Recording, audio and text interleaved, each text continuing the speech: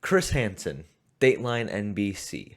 A man I want to meet, but also a man I never ever want to meet. If you're meeting Chris Hansen, it's very rarely for a good reason. The show To Catch a Predator ran for a few years and it had a very mixed response from viewers when it aired, but it has since became somewhat of a cult classic if the cult was very large, like think Church of Scientology, large cult, okay? Uncut interrogations of Chris with the Predators garner millions of views on YouTube, and the show became so popular on the internet that when Chris Hansen tried to crowdfund a revival of the show, it was funded almost immediately and picked up by Crime Watch Daily. Polarizing, cringeworthy, and flat out disgusting at times. To Catch a Predator is one of the most infamous television acts of the 21st century. But what if I told you it could have all been a ruse? What if we ourselves had been caught in a sting? I set out to figure out whether or not To Catch a Predator was scripted. And here is what I found. It wasn't.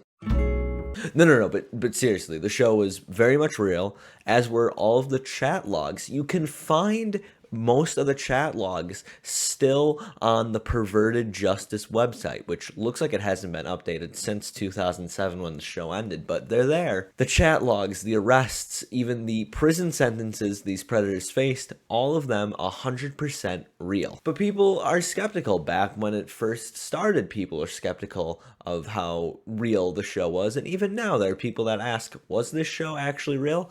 And I did my research, and I can assure you that according to my sources, the show is legit. I will say I was skeptical at one point. A lot of these episodes seem too good, or I guess too bad, to be true. The people on the show just seem a little too hilarious for it to not be staged. Like, there are people who write in comedy that cannot craft something as funny as some of these To Catch a Predator episodes. But again, according to my sources, they're real. Who are my sources? Sketchy websites, of course. After some strange digging on a website that made me feel wildly uncomfortable, I was able to find the arrest record and the charges that one of the predators from Hansen vs. Predator faced. I was able to find multiple articles about his arrest and how he was catcalled during his sentencing, even prompting the judge to kick out some of the other prisoners who were awaiting sentencing, which I love that. That's great. There's a lot of other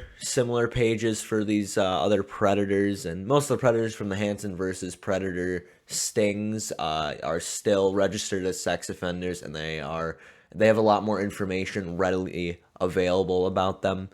The old ones from To Catch a Predator, a lot of them faced like weird sentencing. Some of them were like straight up like their cases were thrown out. There was a district attorney, and I believe Texas, who threw out a lot of them because they didn't think that they were valid cases, and they weren't. I guess they weren't worthy of being sentenced. And that was one of the criticisms of the show back in the day, is that they were like, I mean, by taking justice into their own hands like this, is that it was obstructing actual justice. There were claims of entrapment, which Hansen versus Predator, when working with the actual district attorney from Fairfield, Connecticut, they were able to like completely rule out that entrapment sort of idea. But yeah, a lot of district attorneys and the people who would sentence these predators didn't like the show because Perverted Justice wasn't like completely a police involved thing. It was almost like its own independent nonprofit organization. And so yeah, it caused a lot of like problems and rifts between the actual legal system and what Dateline NBC was doing, which more or less led to the cancellation of the show. Okay, enough of that nerd shit. Time for the funny stuff. So obviously there's a lot of evidence that these predators were 100% real people, and there's actually zero evidence that these predators weren't actually, people coming to meet up with a 13-year-old girl. There is zero evidence that these are fake. It's easy to think that they may be faked. I mean, if you just look at the laundry list of hilarious predators that have been on the show, there was a predator offering Chris Hansen a box of pizza, if he let him go. There was a predator coming in and saying that his mom would take away his computer once she found out what he was doing.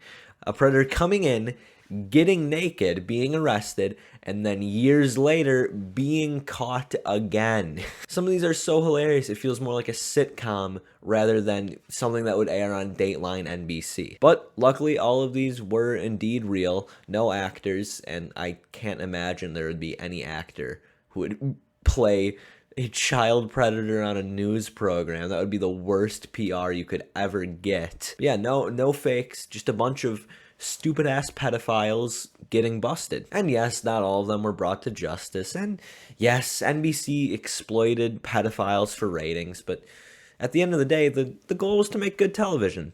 And let me tell you, this is some damn good television. So yeah, To Catch a Predator, 100% real, 100% hilarious. And yeah, I can watch it and enjoy it because I like, I would say justice, but I'm not really sure what this is. I like this. Thanks for watching. If you enjoyed, hit subscribe. It's free. It's easy. It's the cleanest, best pleasure. Also hit the like button too. It doesn't cost you anything. It's just really cool to do that thing. And leave a comment telling me the funniest predator that you think has been caught by Chris Hansen. Thanks again, and I'll see you in the next one.